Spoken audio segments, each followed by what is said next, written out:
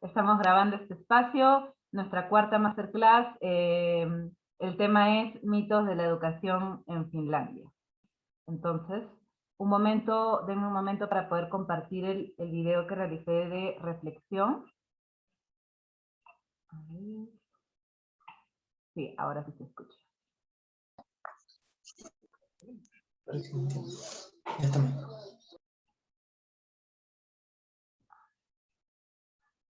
A ver. Ahí estamos. Muy bien. Lo voy a tener que hacer a través de WhatsApp. Muy bien. Listo. Ahora sí, me confirma Bruno si se escucha, ¿ok? Y la excelencia en la enseñanza. Vamos a conocerlo.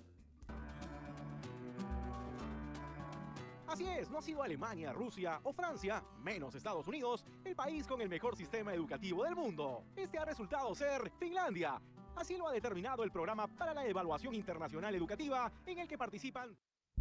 Países que ha mejorado con estas características que he mencionado es el Perú.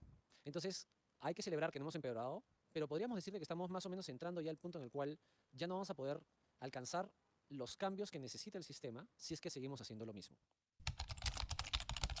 3% de colegios, según el Ministerio de Educación, requiere rehabilitaciones parciales o totales. Uno de los miles de centros educativos que necesita ser reconstruido se encuentra en la Sierra de Lima, en el centro poblado Barba Blanca, en el distrito de Cayahuanca, en la provincia de Huarochirí. Se trata de la escuela Coronel Francisco Bolognesi, declarada inhabitable desde marzo de 2017. Aprende cuando uno quiere, no cuando uno quiere obligarle. A veces te vas a una escuela, a veces no haces las tareas, te dan un cocacho, te jalan las orejas. En muchas ocasiones yo he visto en mis hermanos que ellos estudian en un colegio normal y ellos tienen que hacer las tareas, todo eso, y a ellos no les gusta. Yo les veo, yo le digo a mi mamá, mamá, no lo obligues si no quiere, pero tienen que aprender, pero no lo obligues.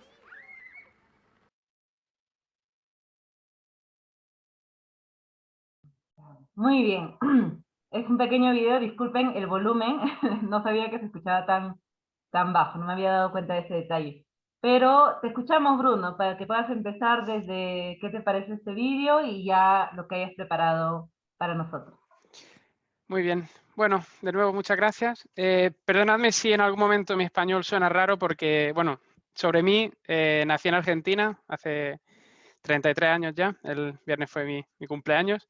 Después crecí en España y después he estado dando vueltas un poco por toda Europa y llevo ya en Finlandia un poco más de 7 años. Entonces, normalmente todo lo que estoy hablando respecto a educación lo hago en inglés, entonces mi mente está como un poco ahí dividida con el bilingüismo, así que disculpen si algunas palabras suenan raras y eso.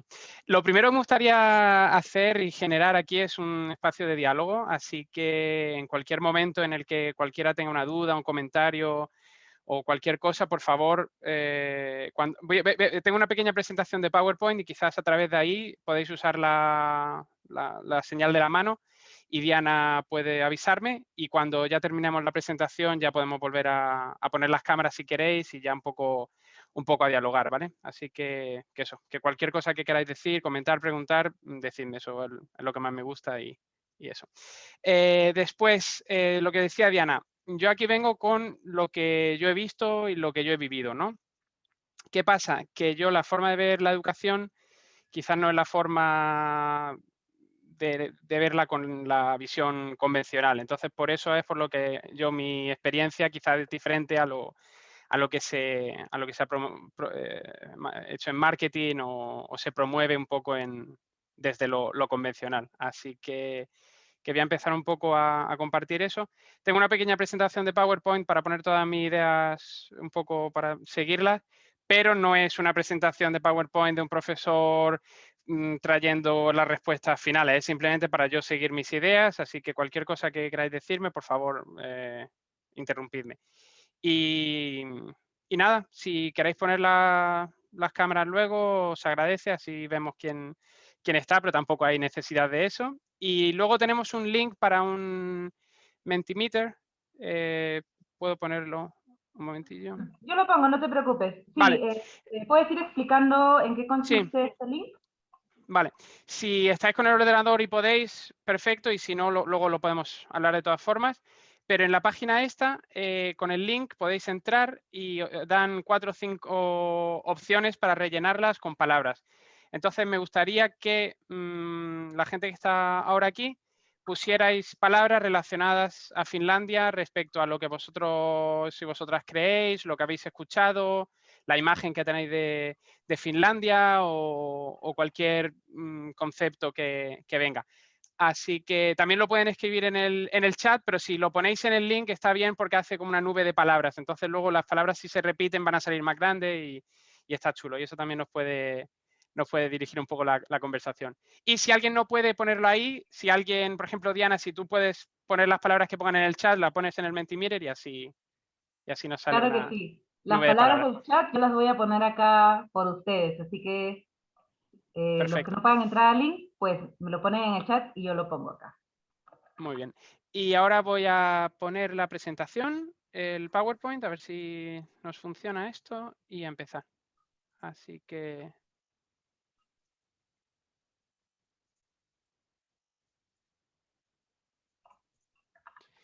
¿Se ve la presentación? Sí, sí se ve. Vale, muy bien.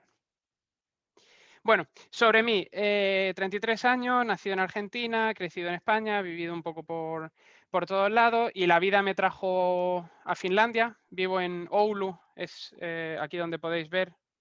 Geográficamente es el centro, pero a nivel cultural es un poco más tirando para el norte. Y estamos a 200 kilómetros del Círculo Polar Ártico, así que estamos bastante al norte.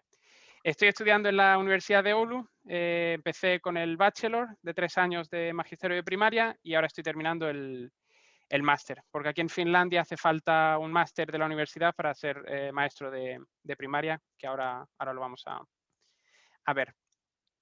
Mi experiencia aquí en Finlandia ha sido, bueno, he tenido numerosas prácticas en diferentes colegios aquí en Oulu y después he visitado muchos colegios por hacer sustituciones o por otras prácticas en Oulu. Así que he visto varios sitios y después en España tuve la experiencia también de hacer 2 prácticas en una escuela democrática, que eso también fue lo que hizo un poco hacerme ver un poco una realidad diferente a lo que había vivido toda mi vida y lo que había sido presentado ante mí aquí en Finlandia como la educación. Y después estoy en contacto también con mucha gente, otros profesores que están trabajando en otras ciudades y en muchos colegios. Entonces, mi experiencia es que he estado en contacto con la gente que está en las trincheras, ¿no? en los colegios. Después he estado también involucrado con activismo y política estudiantil a través del sindicato de estudiantes y organizaciones de estudiantes, por lo que me ha dado una visión no solo de Finlandia y de la educación finesa teórica, pero también al estar en contacto con un gran número de gente que van a ser los profesores del día de mañana a través de todos estos años, me ha dado una visión también del tipo de persona que suele entrar en la carrera de estudiar magisterio y en general todo lo que está relacionado con la educación, ¿no? Que eso es algo que a veces siento que falta cuando mucha gente habla de Finlandia, porque organizan quizás viajes para visitar escuelas en Finlandia y todo esto, ¿no? Entonces, cuando la gente visita un par de escuelas que son seleccionadas por el sistema y quizá hablan con un par de profesores de esos colegios, la visión que pueden tener creo que es distinta a la que puedes tener cuando estás viviendo aquí, experimentando o viviendo aquí, ¿no? Mis lentes para observar la educación, bueno, la educación en general y en particular en Finlandia. No sé cuántos de vosotros y vosotras estaréis en contacto con estas ideas, pero voy a hablar muy rápido de ellas. Si hay alguna duda o alguna pregunta sobre cualquier cosa de estas, por favor, preguntadme y las podemos dialogar. Primero, ¿Diana? Sí, Bruno, Sí. Marcel nos pregunta si puedes compartirnos el nombre de las escuelas democráticas donde hiciste las prácticas. preferiría que no, Ah, porque como voy a hablar también quizás de ello, hay preferimos el mundo es guardarlo. pequeño y sí, Dale, está bien, más no que hay nada problema. por también respetar a la gente haciendo Listo. sus trabajos. Así que Ujú. Ok, muchas gracias. eso, educación democrática. La idea de la educación democrática es dejar que los alumnos sean los que decidan sobre su propio aprendizaje y una forma de gestionar el espacio educativo de manera democrática, donde todo el mundo tiene un voto, por ejemplo, y donde las relaciones están basadas en esa idea de respeto mutuo también. Es no solo del individuo, pero también el bien común, ¿no? Después, el aprendizaje autodirigido, eso es algo que me parece esencial en educación, porque los seres humanos estamos diseñados para aprender y descubrir el mundo, ¿no? Entonces, muchas veces me da la sensación que cuando eso se encapsula en lo que llamamos un colegio o escuela, muchas veces lo estamos cortando. Entonces, a través de esa visión de aprendizaje autodirigido es como veo también yo la educación, ¿no? Después, respeto y confianza. Eso es algo que en teoría cualquier profesor o profesora o sistema educativo te van a decir, ¿no? Que se respeta a la gente joven, que el respeto es importante y eso, pero cuando suceden ciertas cosas dentro de las aulas es cuando me pregunto si el respeto realmente está ahí o si es solo una palabra más en el currículum, ¿no? Y después justicia social y derechos humanos. Me parece que estamos viviendo en un mundo global donde todo está conectado y estos valores para mí son muy importantes cuando hablamos de educación. Entonces no es solo lo que pasa en la clase o los 4 deberes que se le manden a los estudiantes, pero entendidos con estas ideas. Esto lo voy a dejar para luego. Y otra cosa que me parece muy importante para entender un poco de dónde vengo y lo que estoy hablando, Zach Stein es un filósofo y un profesor y un educador que propone el uso de 2 conceptos. Primero él dice best of the best, lo mejor de lo mejor, y luego habla de first of the next, el primero de lo siguiente. Eso lo he traducido un poco raro, pero es como lo primero que va a generar cambio, ¿no? Sí. Entonces, ¿sí? ¿Alguien ha dicho algo? No, vale. El único problema es que aquí no puedo ver las manos, así que si hay alguna mano levantada, por favor, Diana, tú me dices y... Vale. Entonces, lo mejor de lo mejor, Zach lo plantea como las mejores prácticas que se puedan tener dentro del sistema donde estamos ahora, ¿no? Es un sistema que, tanto económico, social, ecológico, que dependiendo de cómo lo veamos, pues gente dice que tenemos un poco las horas contadas y otros no. Entonces, pero lo mejor de lo mejor es estas prácticas dentro de este sistema, ¿no? Entonces yo lo veo como sobrevivir en el ahora, ¿no? En el momento. Es temporal, es algo que no es sostenible en el futuro y tienen diferentes respuestas y planteamientos. Y después, por otra parte, como visión del futuro, es lo que Zach presenta como primero de lo siguiente, ¿no? Es lo que va a venir después, que quizás ahora mismo no tenemos ni idea de la forma que va a tener, porque es muy complejo, es algo que está generándose y está en tensión, ¿no? Entonces, esto es algo que va a dirigir toda mi forma de ver la educación en Finlandia. Ahora lo voy a desarrollar de una manera un poco más profunda, pero para plantearlo ahora, yo creo que cuando decimos que Finlandia es la mejor educación del mundo, es verdad, es la mejor educación del mundo con un punto de vista convencional, con un punto de vista de lo mejor, de lo que tenemos ahora. Finlandia es lo mejor para el futuro, eso es lo que me estoy preguntando y es lo que no tengo una respuesta, es lo que estoy intentando entender, es lo que estoy intentando discernir, ¿no? Y ahora tenemos ejemplos de esto. Finlandia vista desde fuera. Por ejemplo, en España, no sé si hay ahora gente aquí de España, hubo un documental de Jordi Évole, no sé si lo conoceréis allí, que vino a Finlandia a hablar de Finlandia. Y eso generó, bueno, la imagen esta de Finlandia como la mejor educación del mundo y todo esto en España. Y después Michael Moore tuvo el documental de Where to Invade Next, donde vino a Finlandia, hizo un reportaje donde salieron, yo creo, de los grandes mitos que se escuchan ahora mismo por ahí. Que no hay deberes, que no hay asignaturas, que, bueno, todas estas ideas que he visto repetidas una y otra vez, que ahora vamos a poder hablar un poco de ellas.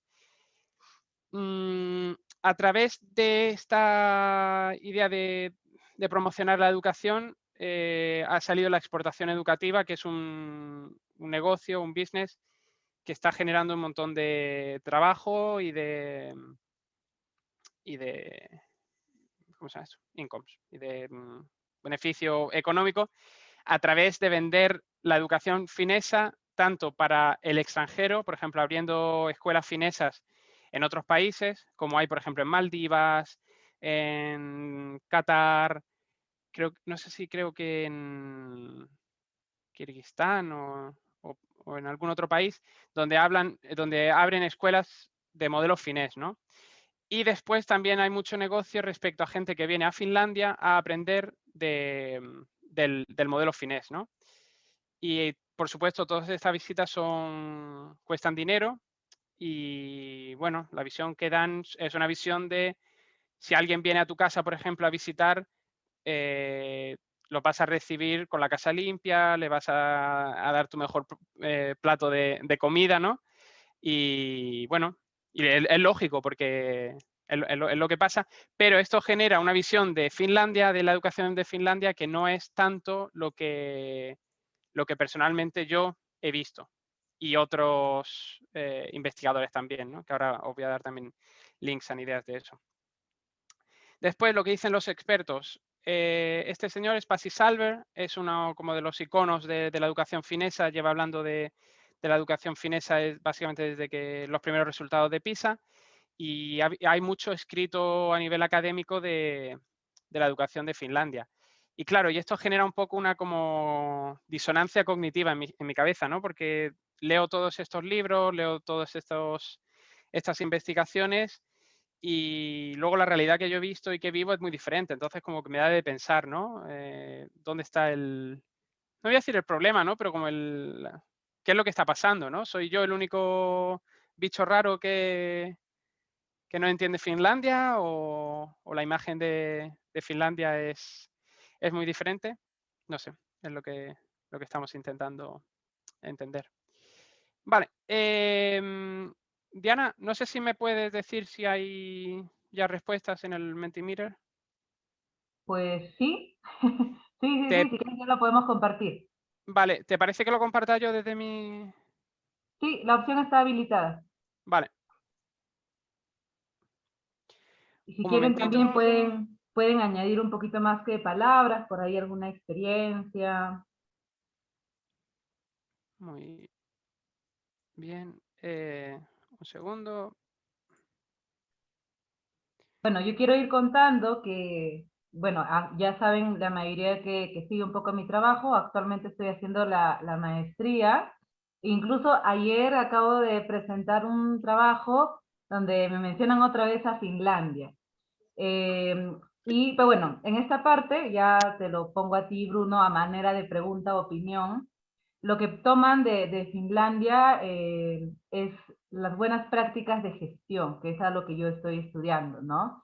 Cómo se comunican con sus maestros, cómo gestionan los recursos económicos, cómo también cómo se comunican con los padres, ¿no? Entonces, a nivel de gestión, un poco comentándoles mi tarea, era, o sea, cómo lo hacía Finlandia, ¿no? Entonces me dio mucha risa porque justo estaba preparándome para este espacio y sigo en la actualidad encontrando espacios, documentos donde me citan a Finlandia en diferentes aspectos. Estos videos que les mostré en la recopilación son del 2012, cuando un programa bueno, de televisión nacional pues aparece esto de Finlandia. No sé si lo hacen antes, pero me acuerdo muy bien este reportaje que salió y causó mucho revuelo. Ahora podemos entrar un poco en el tema de prácticas de gestión si quieres y si tienes preguntas más en concretas. Pero vamos a ver lo que sale aquí de... Se ve la nube de palabras, ¿o no? Sí, sí, sí. Vale. Vale, por ejemplo, tenemos libertad, calidad. Las palabras que salen más grandes son palabras que la gente ha escrito más de una vez. Entonces, por ejemplo, creo que más de una persona habrá escrito libertad y al menos calidad y frío. Bien, sí. Sobre todo frío en invierno. Después tenemos organización, autonomía, respeto, educación, confianza, orden, tecnología, cultura, aprendizaje y excelencia.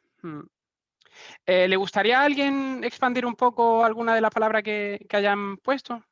Por compartir un poco en este momento. Con confianza, pueden abrir el micro.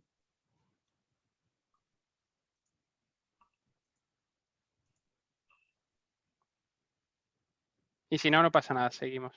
A ¿Marcel? mí me gustaría, tal vez. Sí, claro, te Sí. Hola, escuchamos. Bruno. Hola, Marcelo, Hola, encantado. Diana. Hola a todos y todas. Sí, la palabra confianza que yo he puesto tiene varias dimensiones por las cuales he puesto. Por ejemplo, una cosa que me resuena es y lo que escuché también de estudios sobre Finlandia y que a mí me llamaron la atención con mis lentes, es que se confía en el sistema educativo, se confía en los profesores, se valora a los profesores, se confía en cierto modo entonces en todo el sistema educativo. Y eso es lo que yo percibo de afuera. Y cuando estuve en Finlandia en un IDEC, en un encuentro de educación democrática en 2016, si no me equivoco, sí. Y también percibí que hay una confianza, como en mi país, en Suiza, en mi país de origen, en Suiza, una confianza en la misma cultura, en el trato, la gente se confía. Yo me imagino que en esos lugares donde tú vives, hasta dejan la puerta abierta, no cierran la puerta. O sea, hay confianza en general en esta cultura, me parece. Eso es lo que quería explicar con esta palabra, ¿no? Sí, te lo agradezco y eso es algo que iba a traer luego, así que ya que lo tenemos ahora. Es verdad que hay mucha confianza, ¿no? Y el tema de la confianza aquí en Finlandia es curiosa, pero es porque está muy relacionada con la cultura, efectivamente.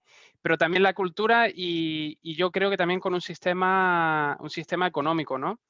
Porque, por ejemplo, es cierto que aquí en muchos sitios pequeños y tal dejan la puerta abierta y todo eso, pero es porque el vecino no tiene la necesidad de entrar a tu casa para robarte algo porque le haga falta para llegar a fin de mes. Entonces, ¿qué pasa? Que la gente, por ejemplo, que tiene la puerta abierta serán en pueblos pequeños donde todo el mundo se conoce, pero, por ejemplo, en ciudades grandes, te digo yo que nadie deja abierto nada, en plan, especialmente en ciertos barrios y tal, ¿no? Entonces, por una parte es verdad que es un tema de cultura y como es un tema cultural donde hay una confianza hacia el sistema, es verdad, y hacia el sistema político, mucha más confianza al sistema político que quizá en otros países, por ejemplo, como en España y en muchos otros sitios, eso como que se traspasa también a la educación, ¿no? Entonces, cuando la gente joven crecen, por ejemplo, con una familia donde hay confianza, por ejemplo, a la policía, hay confianza a los políticos y todo esto, ya se genera como ese caldo de cultivo de que cuando lleguen al colegio van a confiar en ese maestro, esa maestra, ¿no? A diferencia, por ejemplo, en otros sitios donde si desde un primer momento no hay esa sensación de confianza, es como más complicado, ¿no? Entonces, sí, eso sí que lo he visto yo aquí.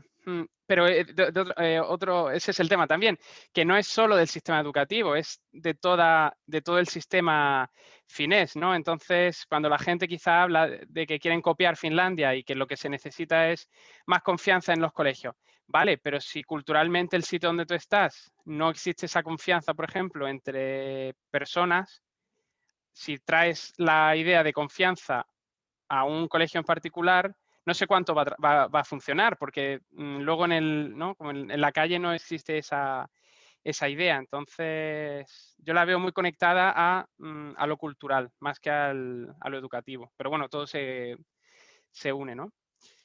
Y luego tenemos libertad como una muy grande ahí. A ver, voy a dejar de compartir esto ahora.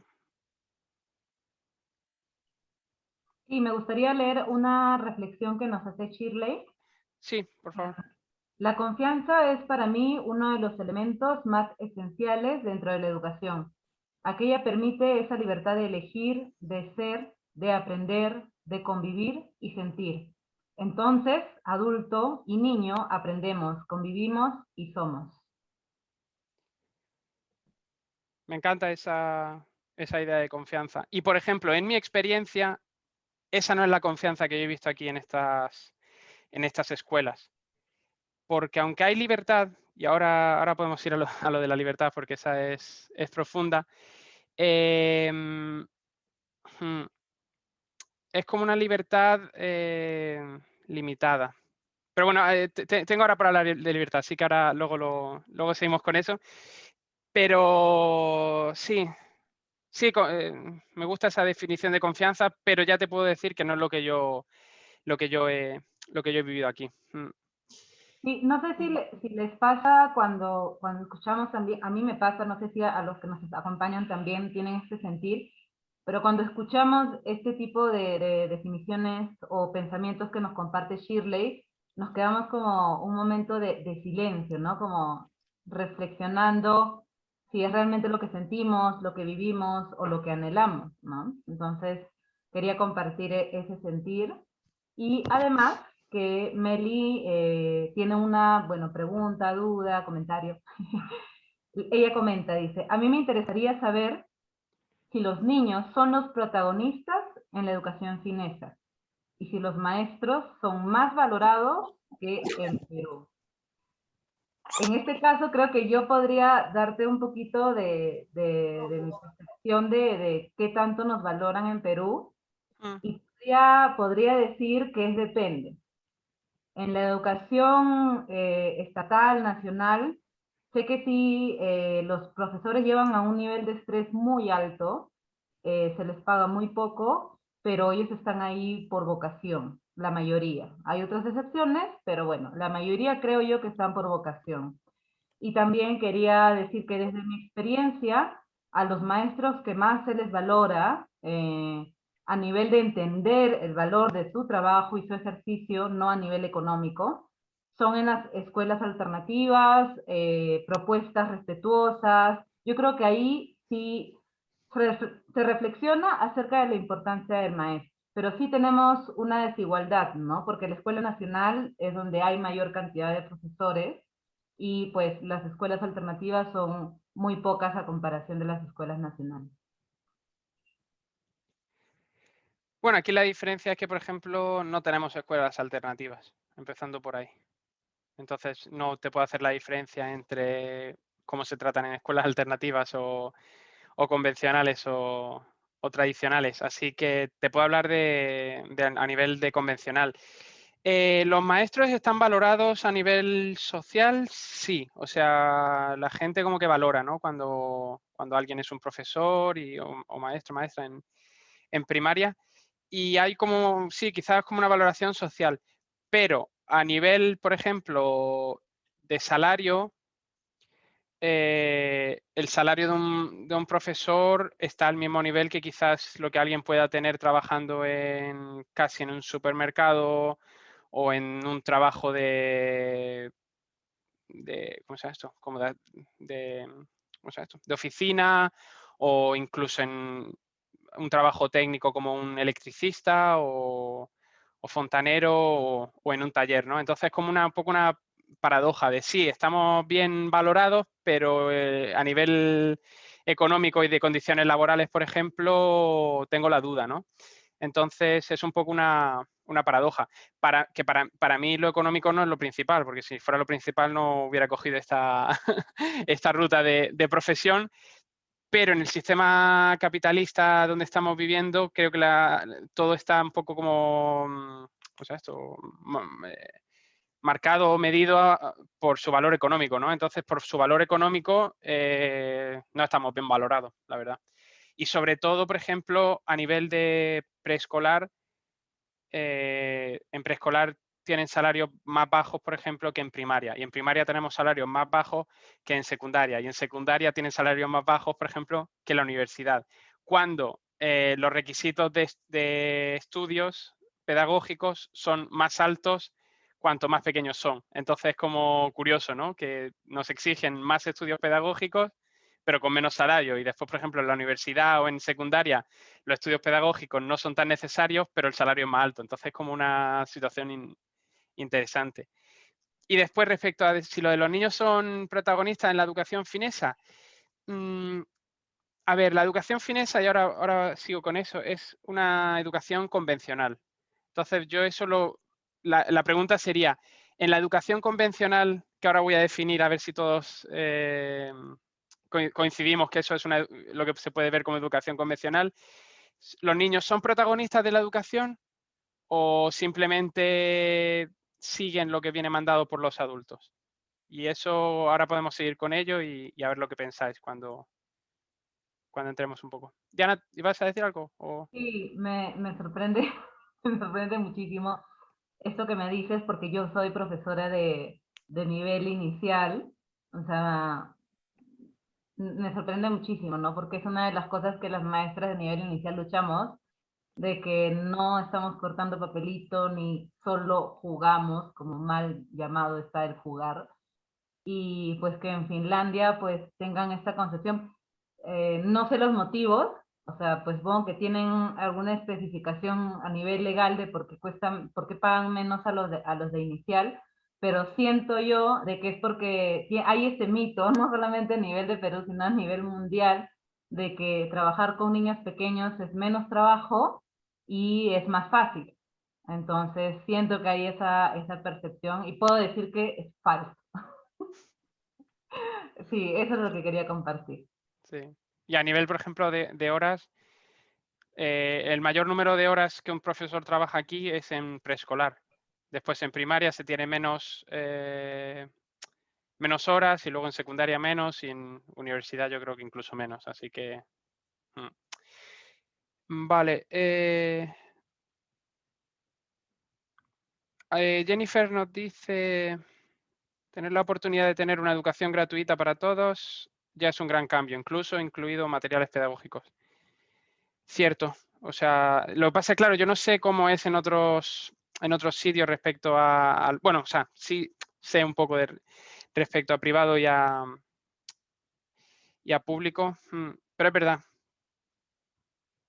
Esa es una pregunta que también me gustaría que puedas responder, Bruno. La educación en Finlandia es totalmente gratuita, o sea, cubren con absolutamente todo, o por ahí hay algún gasto pequeño que hagan las familias o incluso los profesores. No sé, ¿cómo lo ves tú?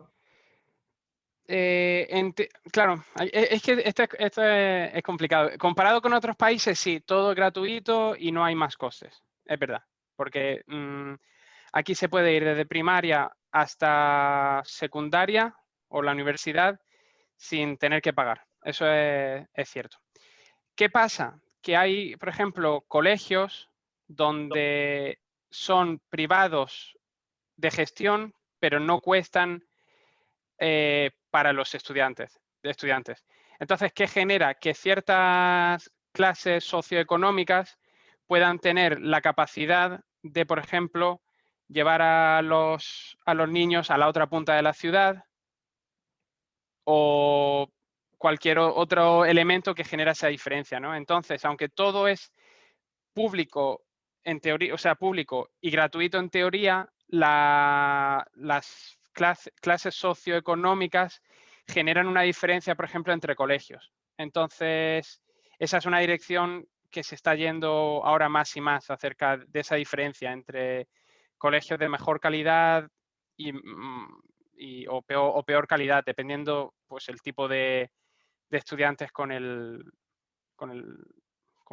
trasfondo socioeconómico que tengan. Y esto es algo que yo he escuchado hablar a compañeros míos que están trabajando, que han hecho prácticas, y de hablar de colegios donde donde tienen mejores estudiantes o peores. Y normalmente los peores están en zonas más empobrecidas de la ciudad y los mejores pues son más elitistas.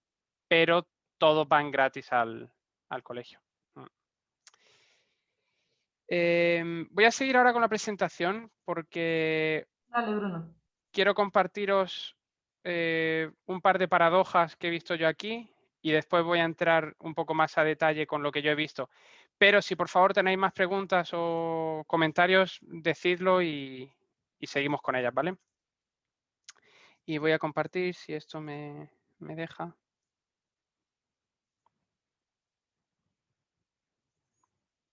Vale. Se ve la presentación, ¿no?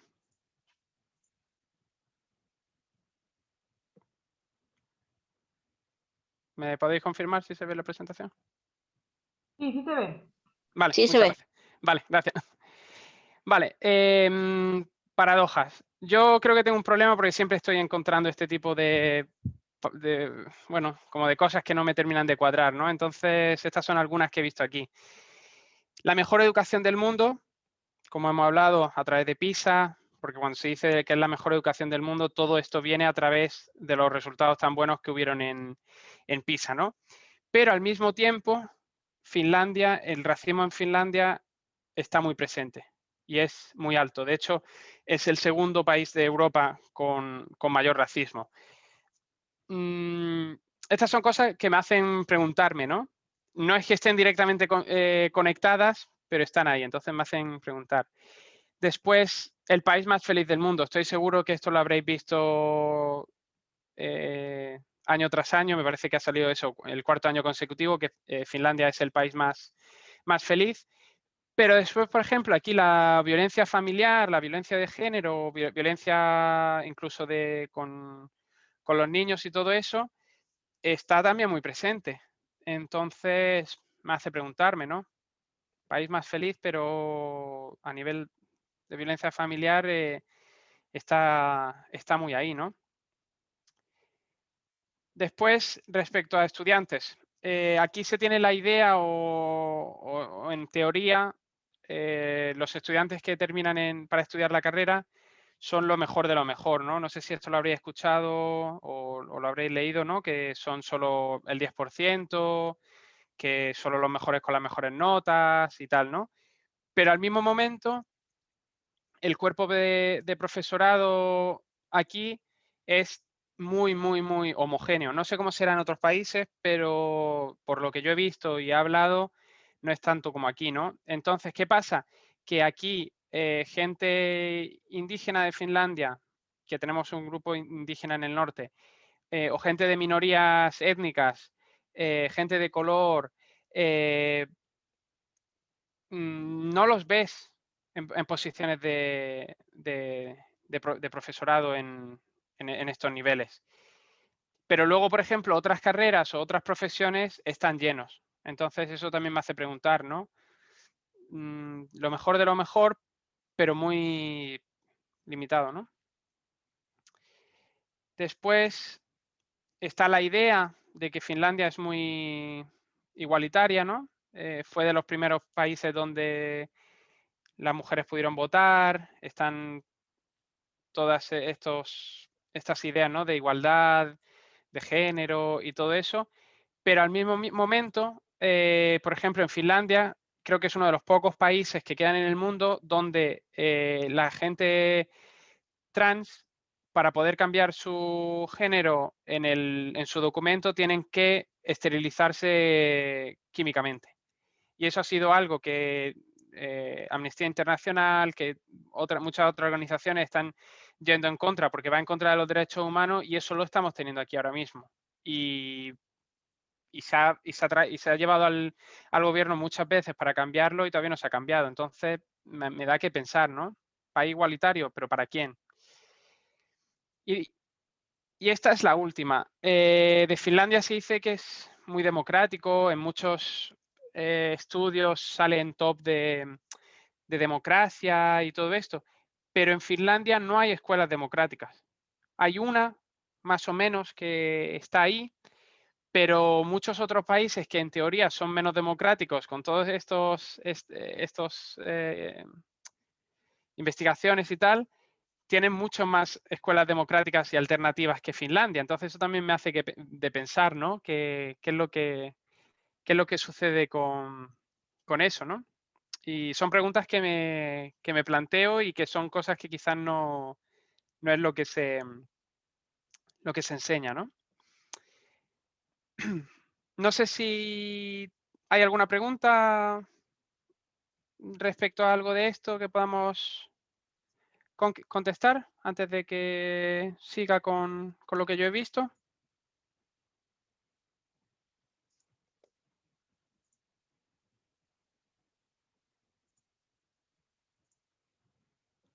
¿No?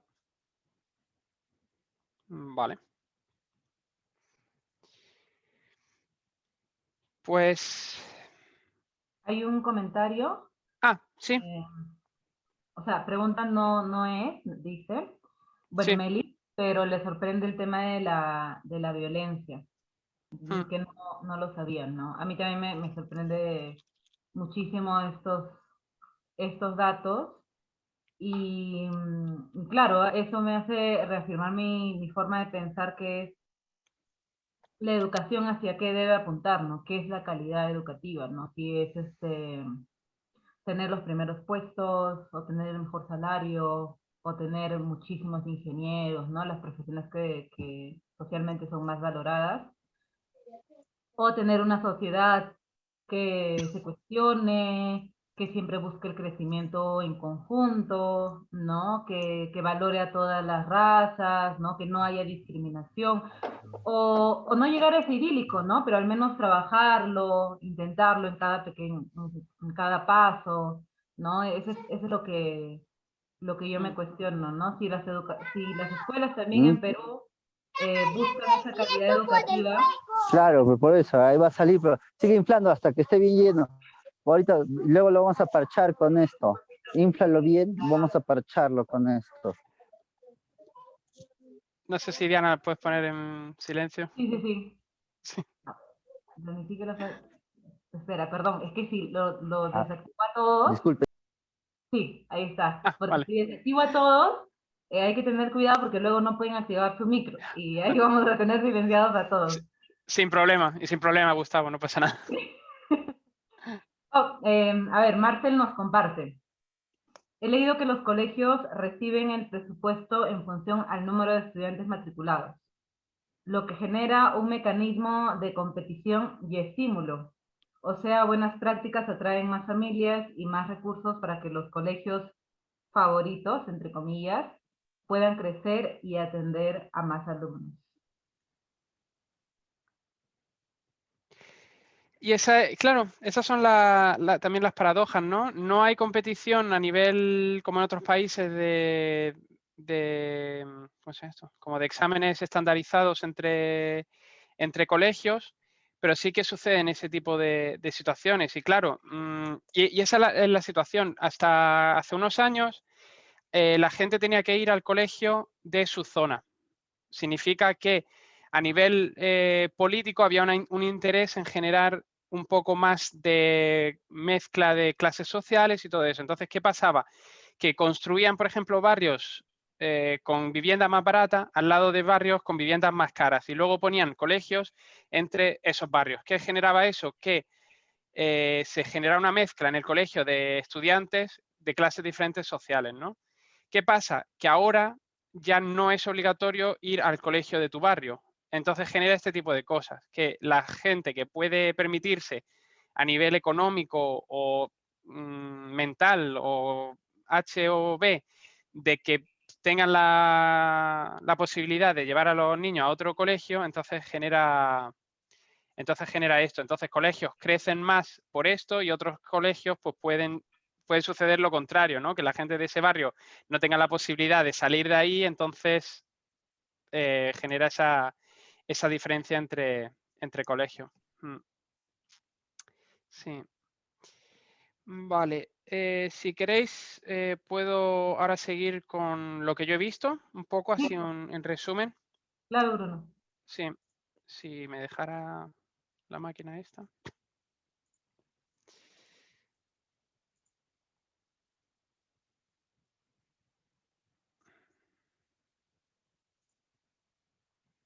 Ah, no, del principio no. Perdón. Vale. Vale, un poco así en resumen, ¿no? Lo que yo he visto. Responsabilidad y confianza en los estudiantes, lo que estábamos hablando antes. Comparado con otros países, aquí la educación convencional confía en los estudiantes, pero al mismo nivel en el que se confía en el vecino, se confía en la policía, se confía en los políticos. Aunque suene raro que la gente confíe en los políticos, en cierta manera aquí pasa, y pasa más que quizá en otros países, ¿no? Después, libertad. Aquí hay libertad, es verdad. Aquí cada maestro, entre comillas, puede hacer y tomar sus propias decisiones en su clase como ellos vean necesario. ¿Qué pasa con esto? Y esto es simplemente basado en lo que yo he visto y he vivido, y me gustaría, de hecho, poder investigarlo de manera académica para poder quizá hacer, ¿no? Como afirmaciones más profundas, ¿no?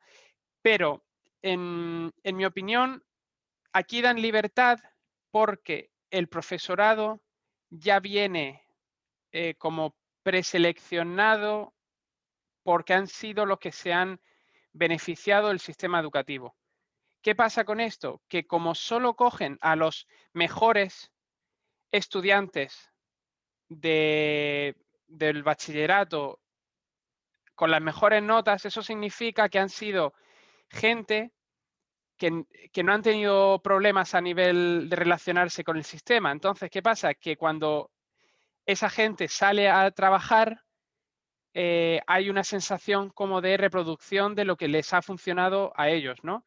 Entonces, yo creo que aquí dan esa libertad porque saben que el profesorado no va a generar un cambio a nivel sociocultural económico, como quizás podría ser en otros países donde, por ejemplo, el profesorado tiene un componente muy político y muy ideológico, ¿no? A diferencia de lo que yo y algunos estudios muestran de aquí. Entonces, ¿hay libertad? Sí, pero porque tienen unas condiciones donde esa libertad no está produciendo un cambio social. Me gustaría ver aquí qué pasaría en Finlandia si empezaran a aceptar a gente diferente para ser maestros de primaria, si en ese momento la libertad que ahora tenemos se mantuviera. Y, por ejemplo, otra cosa es que la libertad que se tiene ahora es, entre comillas, reciente, porque hasta los 90 sí que tenían inspectores y había mucha menos libertad para el profesorado. ¿Y qué pasó? Y de hecho ¿cómo es esto? A nivel pedagógico eran muy tradicionales antes de los 90. ¿Qué generó? Que los buenos resultados del 2000 de PISA estaban conectadas con esas políticas más estructuradas y tradicionales de antes. Entonces, los resultados de PISA fueron resultado de esas políticas con menos libertad, pero ahora la libertad que se está viendo en Finlandia no es lo que ha hecho que tuvieran un buen resultado en PISA. Y por lo que se vea y por lo que se tiene a Finlandia como en alta estima es por los resultados en PISA. Entonces, como que genera un poco una desconexión, ¿no? Entre lo que generó los resultados de PISA y la realidad que hay ahora en Finlandia. Y de hecho ahora PISA está yendo hacia abajo en Finlandia. Finlandia ha perdido puestos de PISA y hay un componente crítico con esta libertad que hay ahora en las clases porque dicen que Finlandia ahora está haciendo peor en PISA. y hay voces dentro de la educación finesa y especialmente fuera de Finlandia que son muy críticas con la educación o con lo moderno que se está haciendo ahora en Finlandia, porque los resultados de PISA están yendo a peor. Entonces, es complejo. Es complejo. Sí, Bruno, acá Marcel comenta si te refieres a los profes que tienen bastante autonomía. Ah, sí, perdón. Los profes tienen autonomía, las escuelas tienen autonomía, pero no los estudiantes. O sea, la autonomía es a nivel de adultos, no de gente joven. Y lo que yo quería comentar es, o sea, yo sé que tú miras con los ojos de la escuela democrática, pero también conoces a otros profes, ¿no? Que están alineándose al modelo finés. Y, o sea, esta autonomía va desde poder yo como profe hacer lo que quiero, o sea, desde ponerle a los niños a repetir, no sé, o a memorizar para estudiar, Sí. o también hacer una buena práctica, ¿no? O sea, nadie me dice si es que mis prácticas pedagógicas están yendo para el desarrollo de competencias o para simplemente la memoria. O sea, ¿en eso va mi autonomía como profe? Sí, y ese es el tema también. Aquí cada escuela, y lo tengo aquí en un punto, cada escuela y cada docente es un mundo. O sea, yo, por ejemplo, con mi idea de escuela democrática, podría tener una práctica lo más democrática que se pueda tener dentro de una escuela convencional en mi aula, y mi vecino en la siguiente clase puede tener a los estudiantes repitiendo de memoria y haciendo todo lo contrario. Eso puede suceder y de hecho sucede. Y ese es otro problema, por ejemplo, de la gente que viene a Finlandia a visitar escuelas, que se hacen generalizaciones. Entonces, si tú visitas una escuela en particular o dos escuelas en particular donde tengan una metodología determinada, eso no se puede generalizar a toda Finlandia, porque es que depende tanto del profesor y del colegio en particular que hay mucha diferencia. Y, por ejemplo, respecto al currículum, aquí hay un currículum nacional que funciona como de guía, pero después cada municipalidad, incluso cada colegio, tiene su propio currículum, siguiendo las guías del currículum nacional, ¿no? Entonces, eso también da lugar de que si, por ejemplo, tuviéramos un grupo de 15 profes que todos estuviéramos de acuerdo con educación democrática, podríamos tener una escuela democrática en los términos de escuela democrática aquí en Finlandia como escuela pública, porque la escuela democrática al fin y al cabo sigue todos los puntos del currículum o casi todos los puntos del currículum de Finlandia, ¿no? Entonces, pero eso no sucede, no sucede. Sí, es una de las cosas que Valerio me compartía en nuestra última conversación, que él también estaba investigando el currículum nacional, el peruano, y que él me decía que el currículum peruano habla de una escuela democrática, pero en la práctica no tenemos ninguna escuela democrática, ¿no? Entonces, sí, yo me di cuenta de eso, o sea, ahorita que siempre repaso el currículum, y también el manual de buenas prácticas directivas, todo habla de democracia, de libertad, de juicio crítico, pero queda en el papel, ¿no? Yo personalmente creo que hay muchos problemas de pasar desde los grandes documentos estatales a la práctica, ¿no? Porque hay muchos maestros que vienen trabajando de una manera y falta un plan, ¿no? Que pueda generarles a estos maestros el espacio de confianza para poder ir cambiando sus prácticas.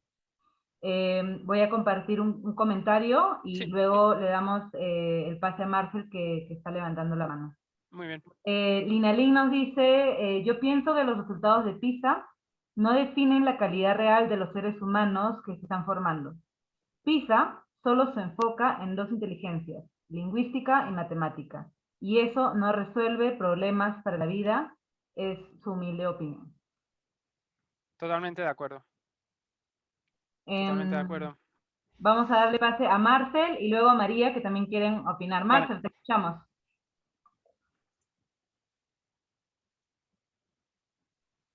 Hola, sí, gracias. Primero quería tomar lo que has dicho tú, Diana, o sea, lo que Valerio te ha comentado, esto está plasmado en su último libro, que vamos a ver con Apluri cómo publicarla. Eso de que Perú tiene teóricamente uno de los mejores currículums o por lo menos proyectos educativos nacionales de toda Latinoamérica y podría competir con el mundo en la teoría, pero justamente en la práctica es totalmente al revés. Bueno, esa es la parte, pero quería referirme a una característica de Finlandia que hemos ahora visto, o para mí es una confirmación de, o sea, yo pregunto a ustedes, ¿qué pasa cuando hay esta autonomía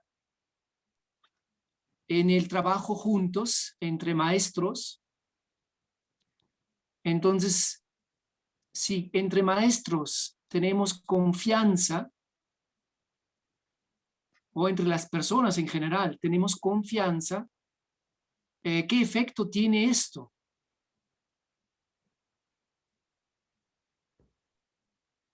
¿Qué efecto tiene esto en comparación con un sistema como para mí el peruano es un ejemplo muy drástico, donde hay control, castigo, o sea, eso es lo que es la base de todo el sistema de Perú, desde la policía hasta la educación. O sea, todo es castigo y todo es protocolo y entonces esto genera un estrés tremendo para todas las personas y especialmente en este caso de los profesores que se sienten como engranajes dentro de un mecanismo donde se sienten como realmente un engranaje, no tienen ninguna iniciativa.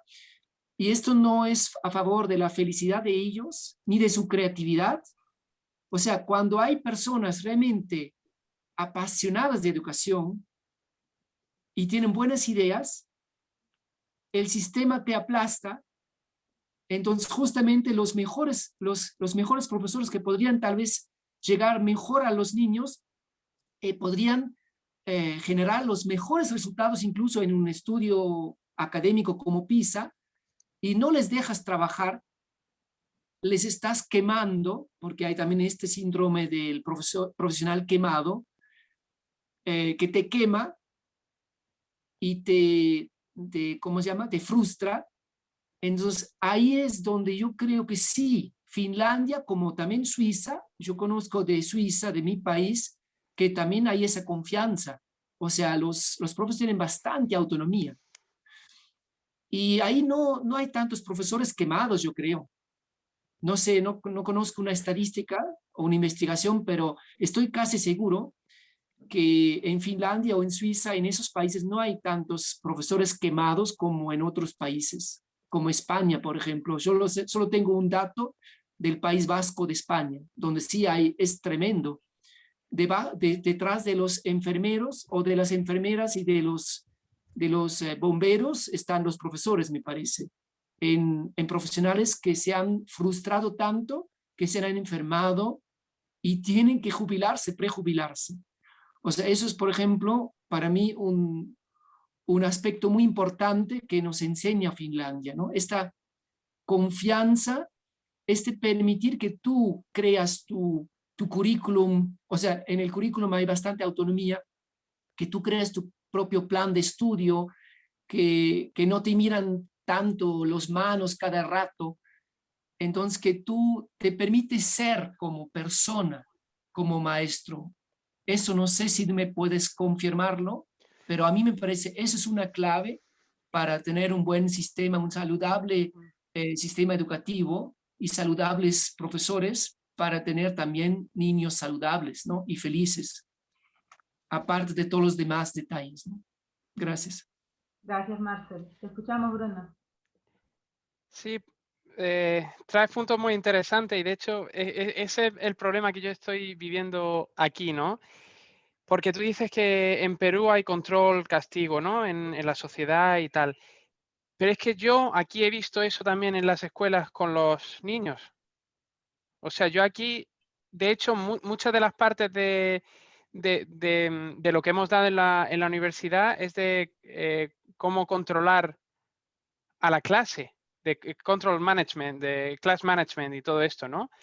Y el castigo, claro, no hay un castigo a nivel, por suerte, físico ya, pero yo veo que hay como una especie también de castigo y de, ¿cómo se dice? Cuando, de reward, lo siento por esto, el de... cuando haces algo bueno te doy un caramelito. ¿Cómo se llama? El condicional, cuando te Reconocimiento.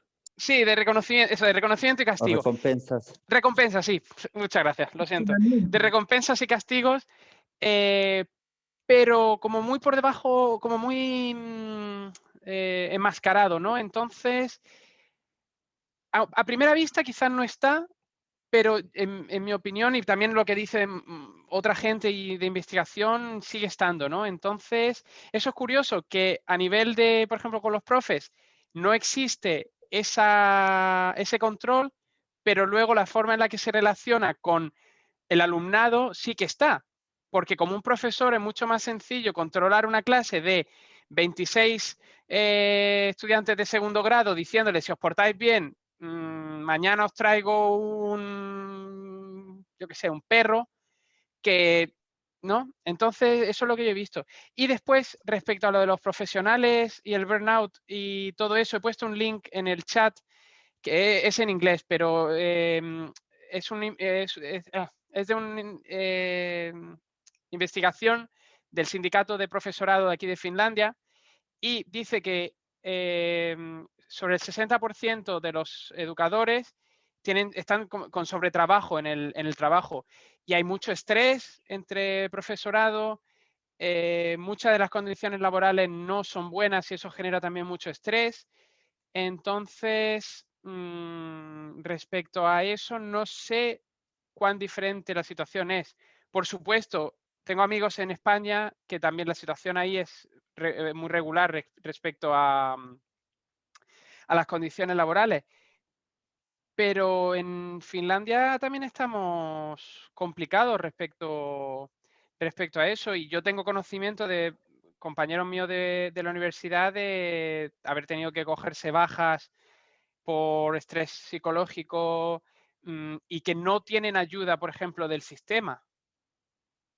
Eso es un problema, que por ejemplo muchas veces hay problemas a nivel social con los estudiantes, que habían falta de trabajadores sociales y todo eso, y es muy complicado el acceder, por ejemplo, a un psicólogo para los estudiantes o trabajadores sociales, y eso trae mucho estrés a muchos profesores. Entonces, no sé hasta qué punto esta confianza o esta libertad hacia los adultos se transmite hacia el alumnado. Gracias, Bruno, por la reflexión. Vamos a escuchar a María también, que quería darnos una opinión. No sé, María, si todavía quieres intervenir. ¿Sí? Sí, muy buenos días a cada uno, un saludo muy especial. Sí, quiero hablar un poco desde mi observación. Bueno, no sé si será hasta qué punto acertado. Yo vengo trabajando para el Ministerio de Educación desde 2004, acompañando a los especialistas, directores y muchas veces directamente a los profesores y también a las familias. Pero también, por el otro extremo, he hecho homeschooling con mi hija, con Julia. Entonces, como que está habitando los dos mundos, ¿no? No desde la autonomía propiamente del descubrimiento, de aprender con autonomía y en ese proceso acompañando a mi hija. Y por el otro lado, acompañando desde el sistema a los profesores. Entonces, hasta donde yo he visto, es que cuando hablamos de sistema, hablamos de un sistema que conformamos cada uno de nosotros. O sea, todos somos parte del sistema. Por ejemplo, nuestra familia es un sistema porque ¿por quiénes está conformado, organizado? Es por papá, mamá y quienes intervienen, puede ser abuelos, tíos y los hijos, ¿no? Entonces, lo mismo ocurre en nuestro sistema educativo. Quienes lo conformamos somos pues las familias, los profesores, los estudiantes, los especialistas y bueno, pues los funcionarios, en este caso el ministro, el viceministro y etcétera, ¿no? Entonces, hasta, mira, desde 2004 a lo que yo he visto hasta ahora, uno, he identificado una limitación socioemocional. Nosotros tenemos arraigado nuestro problema emocional, nuestro problema está dentro de nuestros genes, y ese es todo un tema, ¿no? Amplio, si podría hablar, no podríamos terminar ni todo el día, pero ahí en resumen, eso no lo tenemos resuelto como cualquier ser humano en el magisterio, ¿no? Y no se ve. Y por otro lado, es difícil de tomar la autonomía por parte de los profesores, porque ahora el currículum se les ha pasado como que decir la pelotita a los profesores y decir, ya bueno, ahora pone tu parte, genera a partir de ese currículum, tu propio currículum de acuerdo a tu contexto. Y bueno, y ahora la queja de los profesores es, pero ahora ya me dejó solo, o sea, ¿cómo hago? No me lo dan, ¿no? ¿Y de dónde? ¿Por qué? Si antes estaba todo listo en Aprendo en Casa, y ahora ¿yo qué hago? Y entonces es como que tampoco pueden generar, o sea, hay ausencia de creatividad en la mayoría. Hay buenos profesores que sí, pues, responden de acuerdo a las necesidades de acompañar a un estudiante, ¿no? Entonces, ese es el tema, que no hay atrevimiento, no hay el valor, no hay el valor de decir, bueno, yo voy a hacer esto de esta manera porque, bueno, el estudiante que estoy acompañando necesita aprender o su interés es de esta manera. Entonces, eso es todo un tema. Y por el otro lado, pues, es el presupuesto, que no es suficiente, pues es mínimo, es mísero en realidad, para responder a todas las necesidades básicas en la educación. Y bueno, en cuanto a la otra experiencia con mi hija, puedo decir que ahora los chicos están aprendiendo en casa y es maravilloso, en realidad, que los chicos, ellos van sintiendo las necesidades y van aprendiendo de por sí, ¿no? Ellos mismos nos van guiando cómo podemos acompañar. Entonces a Julia yo le acompañaba en casa hasta segundo, secundaria, cuando ella decidió, bueno, pues ya fue a la escuela. Ahora está en la universidad y también la sigo observando, sí, pues está bien, ¿no? Es creativa, es autónoma, le gusta investigar y sabe qué es lo que quiere. Entonces, creo que el aprendizaje tiene que darse dentro de la libertad, o sea, en resumen, dentro de la libertad. Y también quienes acompañamos a los estudiantes tenemos que tener la libertad de tomar decisiones y acompañar a los estudiantes en su creatividad, desde su descubrimiento, desde sus curiosidades. Bueno, es lo que puedo compartir. Seguro hay, bueno, hay mucho, no sé cómo decirles, me gustaría como organizarme un poco más, pero gracias. Gracias, María. Bruno, ¿quieres comentar algo? Si no, damos pase también a Gustavo, que está levantando la mano. Sí, la única pregunta que me viene a la cabeza es que aquí en Finlandia tenemos la situación de que el profesorado tiene esa libertad, pero no sucede nada diferente. Entonces, es lo que me estoy preguntando, ¿no? Que es solo, ¿no?, darle libertad al profesorado o hay algo más, ¿no? Pero eso es más profundo y podríamos hablar muchas más horas de eso, pero sí, Gustavo, cuando quiera. Dale, Gustavo, te escuchamos.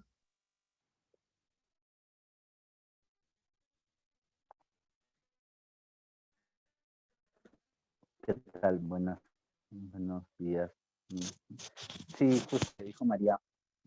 Sí, yo también tenía esta idea en la mente del sistema y no de escuelas, o pasar de escuelas, o incluso distritos o localidades.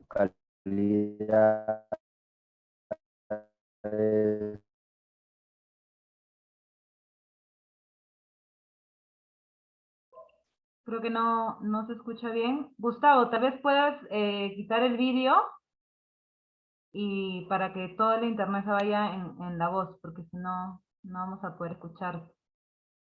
Mientras recuperamos el enlace con Gustavo, hay un comentario de Susi que nos habla de la realidad mexicana. Nos cuenta que en México tenemos un dicho: del dicho al hecho hay mucho trecho.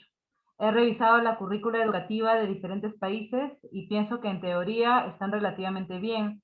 Sin embargo, para llevarlo a la práctica no es solo cuestión del sistema, sino de la sociedad en general.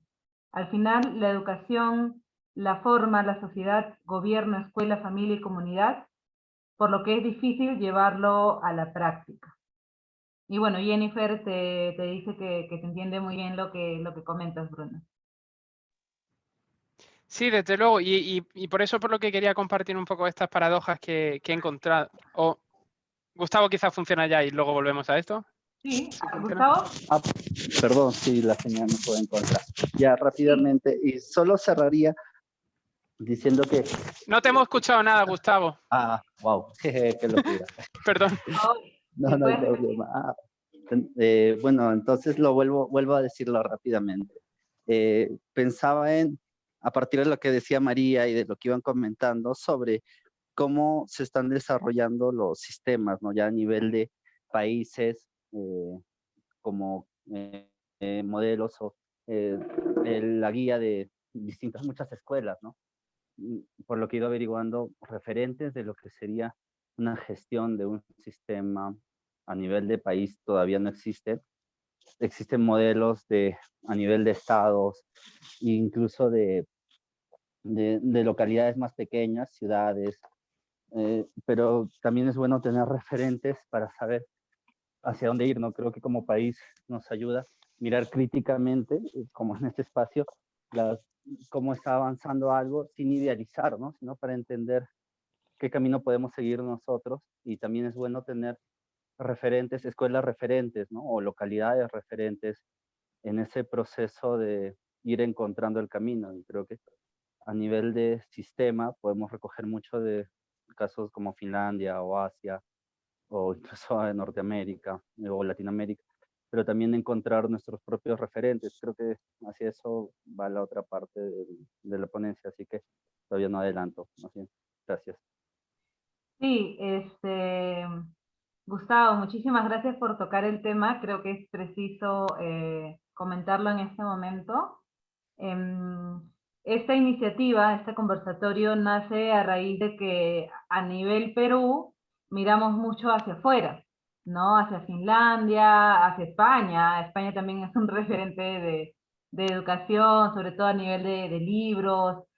Miramos Chile también, ¿no? Que hablan de que allá tienen un buen presupuesto, allá tienen libertad, ¿no? Allá hacen esas cosas, ¿no? Deberíamos. Y para los que no conozcan, yo vengo hablando de un referente peruano que se lo he comentado en anteriores espacios y también lo comento en redes sociales, que es la Escuela Democrática de Huamachuco. La Escuela Democrática de Huamachuco está en la sierra de Trujillo, es una escuela peruana que pues lo lideraba Valerio Narváez, y a pesar de todo esto que nosotros podemos ver en Perú, que no tenemos presupuesto, bueno, y tantas problemáticas que tenemos, se ha gestado un modelo de educación que es referente en Europa. La Escuela Democrática de Huamachuco es bastante reconocida a nivel Europa, no sé si Bruno ya lo ha escuchado, se han presentado en la UDEC también, y nosotros, o no sé si todos, pero la mayoría la desconocen, ¿no? Porque tampoco ha sido su objetivo marketearse, ¿no? Decir como, quiero que me conozcan y que me sigan todos, ¿no? Y que hagan todo lo que yo estoy haciendo, ¿no? Esa no era la intención de Valerio, al menos a mi parecer. pero yo les puedo decir de que si quieren inspirarse en un modelo, ¿no? Inspirarse, no copiar, porque cada uno tiene su realidad, pueden conocer la Escuela Democrática de Huamachuco, que a pesar de nuestra realidad, de todo lo que acabamos de hablar, pues es una escuelita que está haciendo revolución, ¿no? Muy, muy sutil. Y nada, los invito a eso, a investigar esta escuela, los que somos de Perú y también los que son de otro país, puedan conocerlo. Como les digo, no para copiar, sino para inspirarse, que a pesar de un contexto adverso, se puede hacer pequeños cambios, ¿no? Y sobre todo darle el protagonismo a los niños y generar espacios democráticos.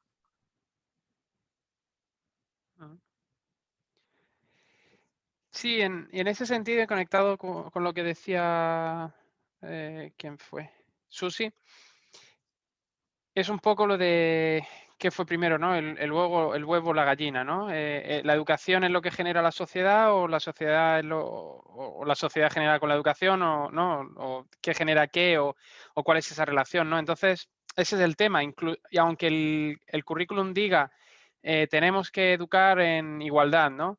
¿Qué haces si el segundo partido más votado del país es extrema derecha, abiertamente racista y diciendo que, bueno, los típicos discursos de la extrema derecha europea, bueno, y en otros países, ¿no?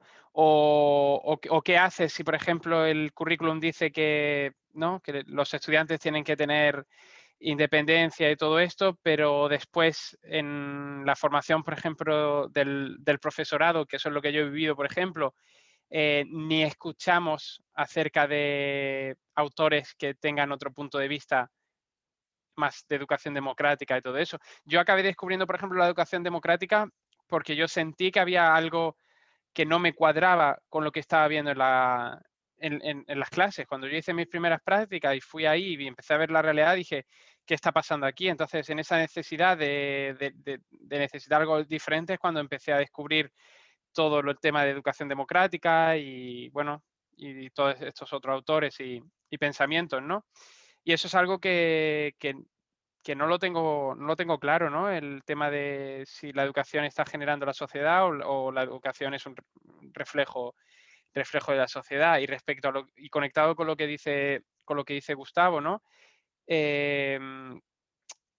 ¿Hay cosas de Finlandia que puedan servir para otros sitios? Totalmente.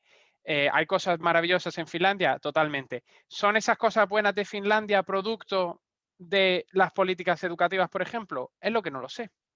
Y es lo que me estoy preguntando. Porque si, por ejemplo, si hay confianza en los estudiantes aquí en Finlandia, no tengo claro que sea tanto por el currículum o por las políticas educativas, sino a nivel social, que se han dado las circunstancias de que aquí la confianza sea algo que esté mucho más en contacto con la gente que quizá en otros países, ¿no? Entonces, que se quieran tomar cosas de referencia de Finlandia, desde luego. Que eso sea, o sea, que se tomen las políticas educativas de Finlandia es lo que no tengo claro. Es lo que no tengo claro porque, por ejemplo, muchas escuelas democráticas alrededor del mundo están haciendo muchísimo más por la autonomía, la libertad, el aprendizaje socioemocional, que eso es algo que ahora está como súper de moda, ¿no? El aprendizaje socioemocional, ¿cómo es esto? Las habilidades blandas, ¿no? El arte, no sé qué, no sé cuánto. Pero, por ejemplo, aquí en Finlandia se está recortando de manera brutal todo lo relacionado con temas de arte en educación, con temas de música. Y entonces es lo que yo me pregunto y es lo que no sé hasta qué punto seguir estos pasos con un punto de vista de educación democrática o alternativa puede funcionar. Porque a nivel convencional, Finlandia funciona muy bien. Finlandia hace muy bien en PISA, genera muy bien todos estos temas que estamos hablando. Pero es un poco, la cuestión es qué es lo que queremos nosotros de la educación, qué rol o qué forma queremos que la educación tenga, ¿no? Y esa es mi disonancia cognitiva de ver esta educación, este mundo con las lentes de la educación democrática. Si la viera con las lentes de la educación convencional, por supuesto, todo me cuadraría mucho más, porque respecto a educación convencional, marcamos todos los tics, ¿no? Y para explicar rápido lo de la educación convencional, si puedo, porque estoy hablando de educación convencional todo el rato y me gustaría aclararlo como yo lo veo. Claro. Si puedo compartir. Y por favor, si alguien tiene ideas diferentes respecto a lo que estoy diciendo o a cómo se pueda entender la educación convencional, por favor, compartid. Yo educación convencional la veo donde hay una evaluación y el aprendizaje de los estudiantes a través de exámenes o de algún tipo de forma de medir cuánto han aprendido, ¿no? Y teniendo notas y todo esto por decisión adulta.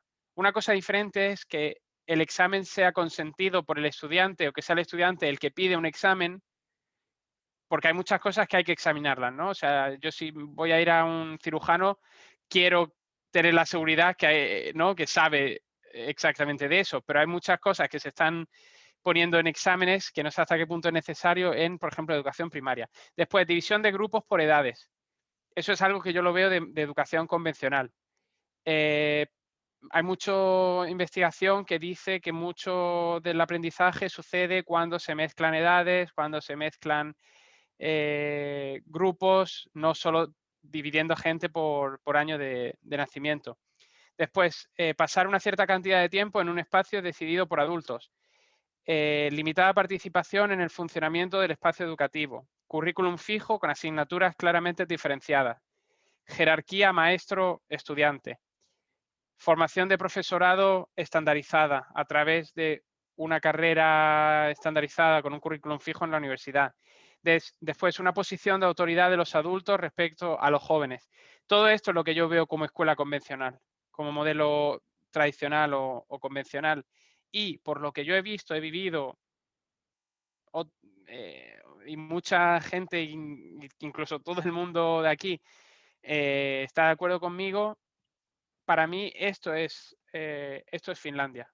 Entonces, si estamos mirando con las lentes de la educación democrática, muchas escuelitas que estén haciendo escuela democrática en países donde quizás todas estas cosas no sucedan a nivel estatal o de sistema, pero esas pequeñas islas de educación democrática sí lo están haciendo.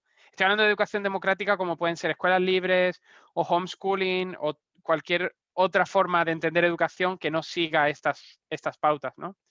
Y por poner un ejemplo, esto viene de una tesis de doctorado que salió ahora en el 2020 de Manisto. Es un investigador finés, que no es que sea yo el extranjero viniendo a decir cosas malas de Finlandia, pero es un propio finés, donde dice: la escuela de Finlandia prepara a los estudiantes para el mercado laboral.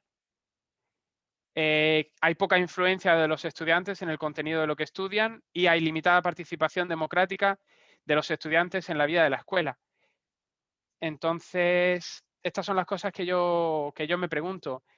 ¿Hasta qué punto tener la mejor educación del mundo en PISA sale a cuento si seguimos con estas pautas tan normalizadas? No sé si esto le llama a alguien comentar o...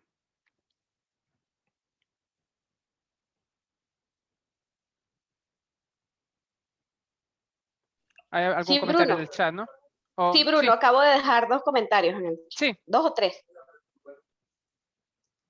Si quieres expandirlo y comentarme algo, o lo leemos y... Quiero que lo leas y me digas tu opinión y después te comparto algo. Lo leo en voz alta también para los demás, mientras tú también lo puedes leer. Linalín nos dice: a mí se me cayó del pedestal la educación en Finlandia, pero tengo mucho más claro el panorama global y el tema de la educación convencional versus la educación democrática. Mi hija tiene 11 y hace 4 años hacemos homeschooling y más del 70% de su proceso de aprendizaje no es con niños de su edad, es con adultos y a través de canales distintos. O sea, mi intención primaria no era bajar del pedestal a nada. Si hay algún pedestal del que hay que bajar algo, en mi opinión, es la escuela convencional. Eso sí que creo que tenemos que, no decir bajarla del pedestal, pero reflexionar, ¿no? sobre qué estamos haciendo con la escuela convencional. Y bueno, Finlandia es convencional. ¿Tenía algún comentario más, Lina? Sí, es una de las cosas que... Sí, Bruno. Perdón, te escuchamos. Ok, no te preocupes. ¿Cómo estás? Bueno, no se trata de que seas tú el culpable, de que se me haya caído del pedestal. No quiero que lo tomes así. No pienses, ay, soy yo el culpable. No, no. Ya se me había caído en tiempos anteriores. Yo soy una persona súper reflexiva, me gusta mucho investigar, me gusta mucho leer. Y cuando recibo la invitación para este Zoom, dije, esta va a ser mi oportunidad de darme cuenta de si lo que yo he investigado es cierto y lo que he podido leer es cierto, o si simplemente, de paso yo soy profesora de marketing, entonces imagínate, yo sé el poder que tiene el marketing. Y lo que ha sucedido con la educación en Finlandia, o como la ve los ojos del mundo, es definitivamente mucho marketing, o sea, no hay más nada. De hecho, lo que tú comentas de que mucha gente vaya hasta allá, visite las escuelas, se muestre lo mejor de lo mejor, y bueno, es todo un tema, ¿no? Pero definitivamente hay muchos sesgos dentro de todo eso que tú estás comentando y muchos sesgos que agravan la situación a los ojos del mundo. Ahora, a mí ya se me había caído del pedestal antes, no te sientas culpable. Y yo he sido sumamente atacada en estos 4 años que he decidido tomar esta vía alternativa de educación con mi hija, precisamente por eso. Porque la gente me dice, y tanto dentro de mi familia como fuera de mi familia, ajá, pero es que ella no está aprendiendo las cosas. Ella, por ejemplo, no se sabe de memoria la tabla de multiplicar del 1 al 9. Entonces, o sea, yo respondo, porque a veces me saca de mis casillas en serio, entonces a veces respondo y digo cosas como, bueno, si tú vas a multiplicar una suma grande, o que es lo que normalmente uno hace en el día a día, ¿tú lo haces manualmente o buscas una calculadora? O sea, buscas el celular, buscas la calculadora. Entonces, ¿no es mejor que yo le enseñe a ella a usar los dispositivos con los que ella se va a enfrentar en el mundo real y no memorizar algo que al fin y al cabo, como aparece en la película de Intensamente, eso queda por allá en los archivos del olvido y en algún momento pasa la aspiradora y se lo lleva, ¿no? Y buscar aprender de una manera distinta. Entonces, me siento súper complacida de que escuchándote a ti, que estás del otro lado del mundo, de escuchando la posición de las otras personas que están conversando, siento que no soy la única loca en el mundo. Siento que voy por el camino correcto con la educación de mi hija, que definitivamente es cualquier cosa menos convencional. Y bueno, te agradezco muchísimo la oportunidad, en serio. Gracias por compartir. Valeria, ¿tiene algo para también comentar? Qué bonito que se estén abriendo estos espacios de diálogo. Valeria, ¿te escuchamos? No sé si tienes la manita levantada. Sí, hola, ¿se puede escuchar? Sí, claro, te escuchamos. Me parece muy interesante todas las reflexiones que me han sacado de lo que están compartiendo, cuántas preguntas, porque yo soy alguien que aún está en formación, aún no estoy en la formación universitaria del bachillerato, y me llamó mucho la atención la última cita que haces, donde dice que se prepara el estudiante para el mercado laboral. Y me recuerda mucho, o sea, hace que esa educación finlandesa, que en un momento la vimos tan lejos, se asemeje más o la vea más cerca de nuestra realidad, porque a mí en mi formación, una parte es, tienes que permitir al niño ser el centro del aprendizaje, tienes que darle la libertad, la oportunidad, tú tienes que confiar en él. Y el otro lado de mi formación es, tu trabajo es, si eres de inicial, educar al niño para primaria. Y en primaria tú tienes que educar al niño, ni siquiera para secundaria, porque acá en Perú sucede que muchos niños, muchos jóvenes no llegan a educación secundaria, solo hasta la primaria. De primaria, prepararlo para el espacio laboral. Ese es tu trabajo y tú te tienes que enfocar en eso, porque si no lo estás haciendo mal. Me dicen, ten confianza en el niño, pero en ti no vamos a tener confianza si es que no logras esto. Tú vas a tener en el niño confianza, pero en el docente eso no va a haber. Entonces me parece que es algo que puede ocurrir en todo el mundo, es algo más grande que lo que vemos acá en un espacio, sino es que va más allá, creo que es ya incluso parte de la formación y del papel futuro de un docente. Y eso, bueno, eso era un comentario que me vino a partir de esta reflexión que nos han propuesto.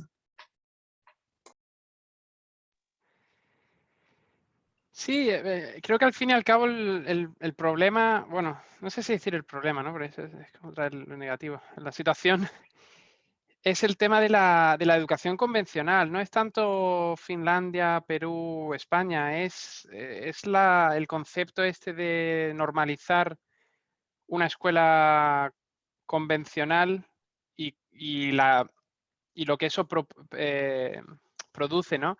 Y esto no es ¿cómo se llama esto? No es que esté aquí cabreado en contra de la educación convencional, como si fuera el último enemigo y tal, ¿no? Pero creo que es algo que tenemos que reflexionar sobre ello, y muchos de nosotros y nosotras tenemos que estar o vamos a estar trabajando o lidiando con una escuela convencional porque no tenemos otra opción, porque no tenemos quizás otra oportunidad donde trabajar o de llevar a los hijos, ¿no? Entonces, lo que yo me estoy planteando es un poco el tema de cómo sobrevivir, de cómo navegar, ¿no? A través de todas esas incoherencias, como Gustavo dice, ¿no? O esas disonancias cognitivas de un sistema que te está diciendo uno de nuestros principales objetivos es el bienestar de los niños y niñas, ¿no? Y luego dices bienestar, pero después los niveles de depresión en niños asistiendo a colegios convencionales es brutal, ¿no? Entonces, sí, es complejo. Vale. Sí, cualquiera que tenga algo que decir, por favor. Sí, Marcel tiene la manito levantada. Te escuchamos, Marcel.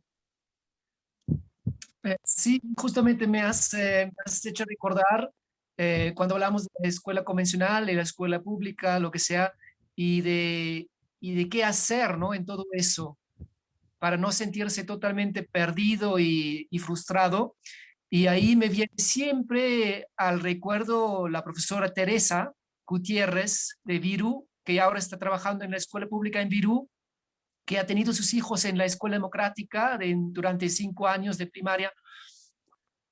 Y ella desde hace otros 5 años, que ahora ya está en Virú, está utilizando las asambleas en clase como herramienta potentísima con sus alumnos en secundaria, y es increíble lo que está logrando simplemente introduciendo una estrategia de la educación democrática, pero creo la más potente, y eso para mí es como una luz de esperanza, que se puede incluir algunas estrategias, porque en el fondo, quizás si el Estado le interesan unas cosas que no tienen directamente que ver con el bienestar, sino con contenidos, no sé qué cosa, ¿no?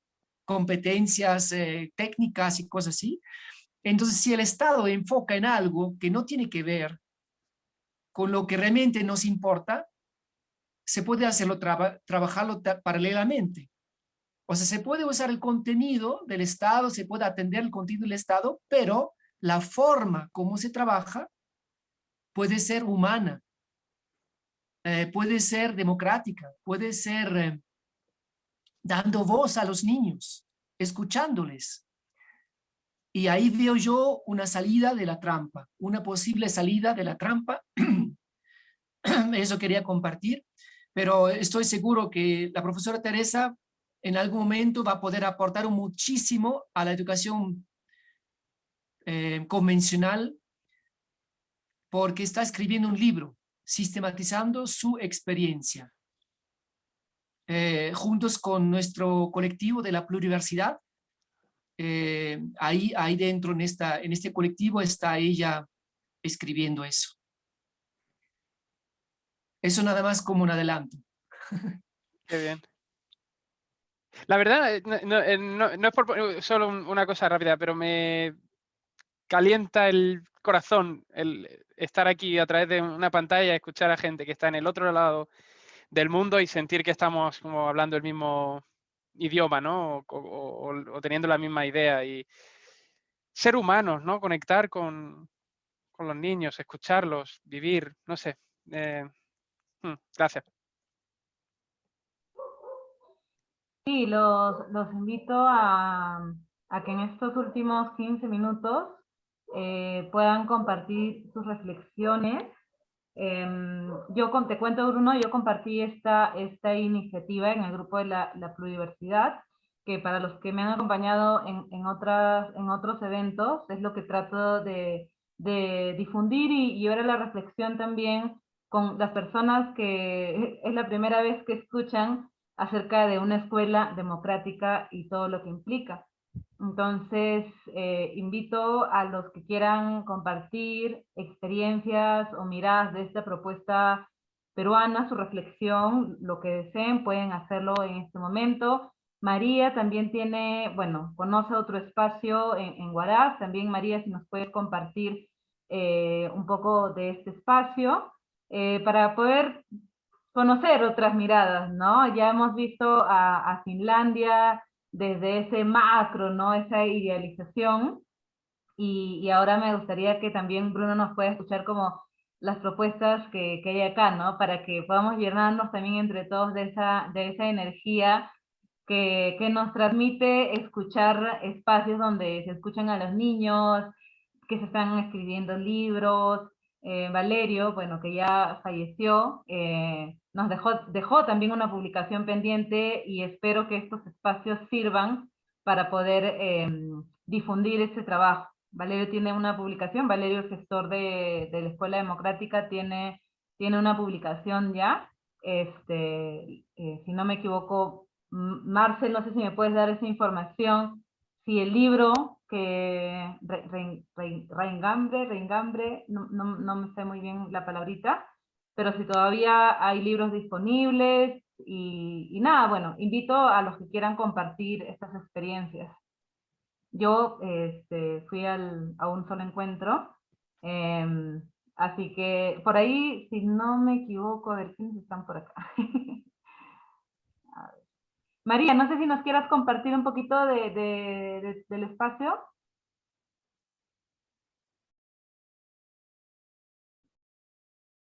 Está por ahí María. Bueno, Marcel nos comenta y nos comparte también el link de la pluriversidad, los que quieran conocer un poquito más. Ahí está el link. Raigambre, correcto. Raigambre, ese es el nombre del libro. Es un libro muy bonito, muy inspirador, que nos habla de este espacio de la Escuela Democrática en Huamachuco. Jennifer nos comenta, ¿no? Y qué difícil es compartir experiencias educacionales democráticas con personas encerradas en el sistema convencional. Gracias por estos espacios que nos alegran el alma. Versión online, es que a mí me llegó la versión física en español. Me gustaría que Marcel nos pueda comentar si es que hay una versión online. Sé que hay una versión en alemán, ¿no? Marcel, te escuchamos. Bueno, creo que el interés en versiones online va aumentando, y yo creo que es un tema que tenemos que conversar en la pluriversidad, pero también con la familia de Valerio. A propósito, Jennifer, saludos. Jennifer es hermana de Valerio. No, ¿qué digo? Sobrina de Valerio. Y esta sobrina, exacto, sobrina de Valerio, vive en Alemania. Bueno, y entonces yo creo que eso todo lo vamos a conversar, Diana, Gustavo, Shirley y todos los que están aquí de la Pluri, del colectivo, lo vamos a conversar en la Pluri, me imagino. ¿Cómo hacemos para que el libro pueda llegar más lejos? Pero yo tengo aquí, por ejemplo, dos paquetes todavía, acá, les puedo mostrar, lleno de esos paquetes, que me sirven de mesa, están llenos de libros de Raigambre, acá en Cusco, acá en el Valle Sagrado, y además hay, en el link que les he pasado, pluriversidad.org/Raigambre, ahí pueden encontrar los puntos actuales de distribución, sobre todo dentro de Perú, pero podemos ampliarlo. Depende cuando nuevamente se abren los viajes y llegan personas de otros lugares a la Pluri, al seminario de la Pluri, que también quiero hacer un poco de publicidad, que va a ser siempre, o sea, cada año, en la última semana de enero, hasta el fin de la primera semana de febrero, o sea, unos 12 a 14 días dura el seminario en Huamachuco de la Pluriversidad, y que sirve para justo conocer, aproximarse a una educación democrática, la de la Sierra Peruana Huamachuquina, de la Escuela Democrática de Huamachuco. Entonces, son 12 días vivenciales, presenciales, y ahí pueden hacerse lazos a nivel Latinoamérica, a nivel mundial, y ahí ojalá que pueden venir también personas de España o de Europa y llevarse algunos libros, ¿no? Para abastecer el mercado de Europa. Y si no existe en alemán, se ha publicado Raigambre un año antes de la versión en castellano, la original, se ha publicado la traducción en alemán. Imagínense, porque había presupuesto para esta versión alemana y desde Alemania los amigos de la Escuela Democrática querían que salga en alemán. Entonces también tal vez la voluntad de hierro de los alemanes ha hecho que salió antes la versión traducida en alemán que la original en castellano que hemos con mucho esfuerzo publicado acá en Perú. Se está también gestionando la traducción en inglés de Raigambre. Eso desde la Pluri. Gracias. Gracias por el espacio, muy, muy rico. No, sí, encantada de poder promover este espacio. Como les digo, ¿no? La idea original está bien poder tener referentes, inspirarnos, ¿no? Siempre de lo bonito, pero también no hay que poner excusas. Tenemos espacios, tenemos libros, tenemos publicaciones que nos pueden llevar a poco mejorar la práctica desde donde estemos, madres, profesores, gestores de espacios. Así que ahí estamos para inspirarnos. María, te escuchamos. Sí, gracias. Agradecerles a todos, a cada uno de ustedes por generar este espacio que es tan enriquecedor, muy reflexivo, y como que nos da un vaso de agua para seguir adelante, ¿no? En este camino. Y sobre todo a Marcel por su pasión, ¿no? Por inspirarnos siempre, y pues Valerio, la única vez que nos reunimos sinceramente, el amor que sentía por la institución fue excepcional, eso realmente. Y bueno, pues nos ha dejado un gran legado, y bueno, espero que ese encuentro que sea maravilloso como la que tuve. Y bueno, los que hemos conocido, los que nos hemos atrevido a explorar el aprendizaje a través de la libertad, bueno, seguimos haciéndolo. Yo lo sigo haciendo a través del Ministerio de Educación. Sé que es luchar contra la marea, pero igual, o sea, está la esencia ahí. Y muchas gracias. Espero que no sea la única vez y continuemos con estos encuentros. Gracias, María. Gracias por compartir. No sé bueno, vamos cerrando también este espacio. Ha sido un espacio de 2 horas, han pasado volando. Gracias por tus palabras, Bruno. Creo que todos nos llevamos algo de esta conversación. Hay una pregunta que no la quiero dejar pasar, me parece súper importante, es que ¿dónde pueden obtener el libro de Valerio en Lima? Marcel nos compartió que pueden encontrar, voy a volverlo a copiar la página. A través de la página pueden saber dónde estaba ubicado en Lima. Yo pensé que ya no habían libros. Me alegra muchísimo saber que todavía hay libros porque se me perdió el mío. Así que voy a volverme a agenciar uno. A ver, sí, eso era lo que quería compartir y invitarte, Bruno, a que nos puedas visitar en Perú. Quién sabe, los planetas se alineen y podamos encontrarnos en el encuentro pluriversitario en la Escuela Democrática de Huamachuco. Yo definitivamente voy a estar ahí porque ahora que Valerio nos acompaña desde otro plano, siento que está más cerca de nosotros y al contrario, esta situación me permite seguir generando estos espacios. Me alegra muchísimo que hemos sido hasta 16 personas que hemos estado compartiendo. Es una gestión que es difícil para mí, pero gracias a su asistencia me motivan a seguir creando espacios con amigos. Gracias a mis amigos, gracias Bruno, gracias Marcel por participar, por difundir. Sigamos llegando a más personas, sigamos haciendo pequeños cambios desde nuestras posibilidades. No sé si alguien quiere dar algunas palabras para ir terminando este espacio.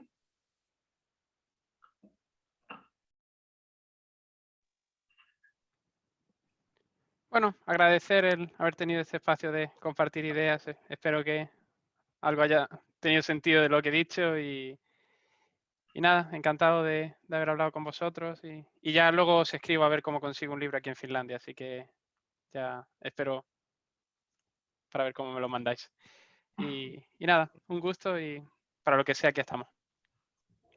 Gracias Bruno, gracias a todos. Si alguien más quiere dar alguna otra palabra de agradecimiento, invitación, es libre, los escuchamos, pueden prender sus micros.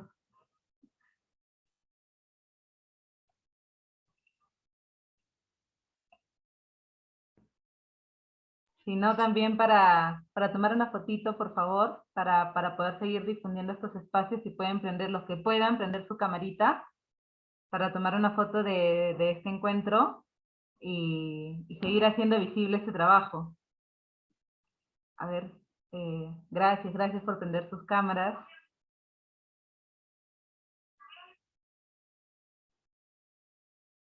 Un ratito nada más, si pueden prender sus cámaras para poder tomar una fotito. Ya saben que no podría lograr este trabajo si es que no difundo estos espacios a través de redes sociales. A través de redes sociales han llegado todos ustedes, así que quiero seguir teniendo evidencias de estos encuentros. Hola, Hans. Ahí está. Hola, Jennifer, qué gusto verte. Muy bien, vamos a tomar una fotito. Muy bien, en 3, 2, 1. Listo, muchísimas gracias. Gracias a todos. Que tengan un bonito domingo y a cumplir con nuestro deber cívico los que todavía no lo hacemos. Igual, gracias a ustedes. Muchas gracias por toda esta información, Diana. Seguimos en contacto. Muchas gracias a ti. Saludos, Tania, a Huamachuco.